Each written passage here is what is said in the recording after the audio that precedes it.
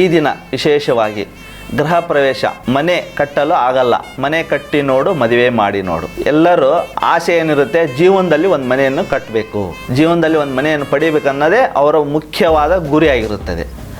ಆದ್ದರಿಂದ ನಾವು ಈ ದೇವರನ್ನು ಪೂಜೆ ಮಾಡಲು ಡೈರೆಕ್ಟ್ ನಮಗೆ ಪರ್ಮಿಷನ್ ಇಲ್ಲ.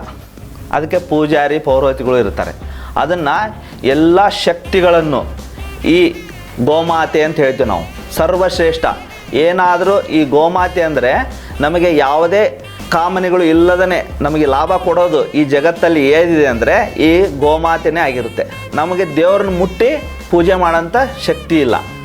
ದೇವ್ರು ಅಂದರೆ ಶಕ್ತಿ ಇಲ್ಲ ಅಂದ್ರೇನು, ಅಷ್ಟು ಸಮಾನರಲ್ಲ, ಅಷ್ಟು ಶುದ್ಧವಾಗಿ ನಾವು ಇರೋಕ್ಕಾಗಲ್ಲ ಅಂತ. ಅದಕ್ಕೆ ದೇವರು ಏನು ಕೊಟ್ಟಿದ್ದಾನೆ ನಮಗೆ ಅಂದರೆ ಈ ಹಸು ಮುಖಾಂತರ ದೇವಾನುದೇವತೆಗಳು ಈ ಅಡಿಯಿಂದ ಮುಡಿಯವರೆಗೂ ಈ ದೇಹದಲ್ಲೇ ಅಡಿಗಿರುತ್ತೆ.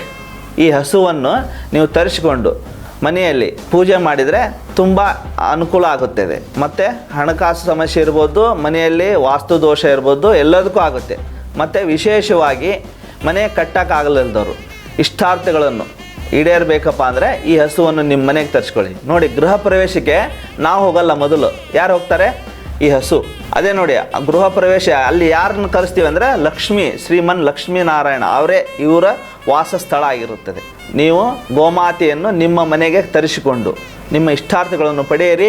ಮನೆ ಆಗಲಿಲ್ಲದವರು ಇವತ್ತೇ ಇದನ್ನು ತರಿಸ್ಕೊಂಡು ನಿಮ್ಮ ಇಷ್ಟಾರ್ಥಗಳನ್ನು ಪೂರೈಸಿಕೊಳ್ಳಿ ಎಂದು ಹೇಳಲಾಗುತ್ತದೆ. ಈ ಗೋಮಾತೆ ಜೊತೆಗೆ ವಿಶೇಷವಾಗಿ ವಾಸ್ತು ಪುರುಷ ಯಂತ್ರ, ವಾಸ್ತು ಯಾವುದೇ ಥರ ನಿಮಗೆ ದೋಷ ಇರಲಿ, ಈ ವಾಸ್ತು ಪುರುಷ ಯಂತ್ರವನ್ನು ಕಳಿಸಿಕೊಡಲಾಗುವುದು.